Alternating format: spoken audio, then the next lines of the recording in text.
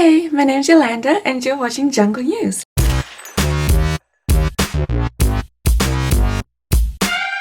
Does South Africa have a mafia? The ANC certainly thinks so. Jacob Zuma is once again in the boiling pot after the Minister of Finance stated that he was offered a cabinet position by the infamous Guptas. Who are the Guptas and why are they offering cabinet positions?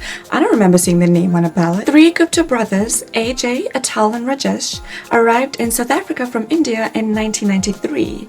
Apparently they started up the company Sahara Computers, and ever since they've had their hand in several other industries such as air travel, energy, technology, and media. And although we don't know much about them, they do have a long-standing friendship with the Zuma family. Are they underhandedly involved in South African politics? Are they the reason that Zuma is still in power today? Or is this all an elaborate plot to get rid of Zuma because, well, let's face it, people are just tired. How is Zuma still in power? Considering everything else he's been involved in, anywhere else in the world, he'd have been gone a long time ago. And by that I mean anywhere outside of Africa. A president who is fed by the state with his family of 5 wives and his more than 15 children, including his friends from India. But I mean really, we should have seen this coming. We elected this guy after he went on trial for rape, then claimed that he got rid of HIV by taking a shower. Yep, that is your president, guys. That's him. I mean, seriously, he took a shower. On the plus side, we might get to share our side of crazy with the rest of the world. If everything works out just right, America might end up with their own African president, Donald Trump. And just to prove my point, I made a game for you guys. It's called Who Said This? Trump or an African Dictator? You can find it here on my website. The link is in the description box below. Play it and let me know what you think. Last Sunday was Super Sunday. Yay!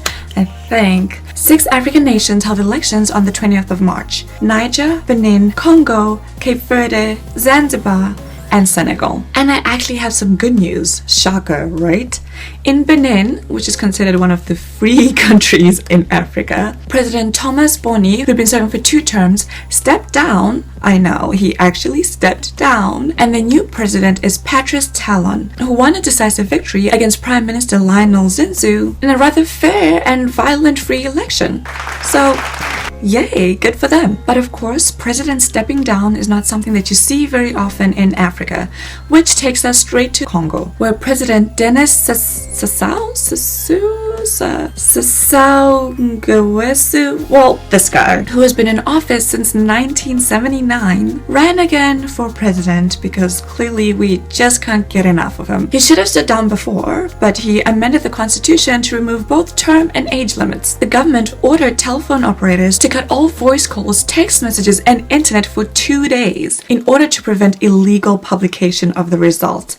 In other words, in order to prevent the real results coming out so that he could push forward his own results. There was of course a lot of violence. Riot police were seen using tear gas, but that's nothing new, unfortunately. The election in Niger was actually a runoff election between the president, Mahamadou Issoufou, and Hama Amadou. If you remember, I said that he was the main rival in the last election and he was actually campaigning from prison. Since then, he traveled to France to get some medical care and he was still in hospital at the time of the runoff election. During the rerun elections held in Zanzibar on Sunday, the opposition actually called for a boycott of the polls because they felt that they were being cheated. And to give you some background, the rerun was actually being held because last year, the Civic United Front's presidential candidate, Saif Sharif Hamad, actually declared that he had won the election before the election results had been publicly announced. The Electoral Commission then took that opportunity to annul the elections and called for a new poll, which was of course on Sunday. No surprise there, the ruling party led by President Ali Mohamed Chen won the vote. So the election in Senegal was not actually an election per se, but rather a voting for a referendum. If you remember, I mentioned in one of my previous videos that President Macky Sall had been trying to reduce presidential terms from 7 years to 5 years, starting with his own. Of course, the idea of reducing his own was rejected by the court, but the referendum was voting on whether or not to still reduce presidential terms from 7 years to 5 years after he leaves power. Even greater news is that 63% of the people voted yes to reducing presidential terms, so that is something that we can look forward to in the near future. To the 37.1 people who voted no, what is wrong with you? No, seriously, I believe that these people are probably sitting at home, biding their time, just waiting for when they get to be president so that they can stay in power forever. In Cape Verde, the opposition actually won. Yes, the Movement of Democracy won by 53.7 votes, taking back the country from the African Power of Independence, which had been in power for 15 years. Thanks for watching, guys, and of course make sure you check out the special link. It's a funny one today, so hit that thumbs up, please. Comment in the comment section below, and don't forget everything I've talked about is in the description box.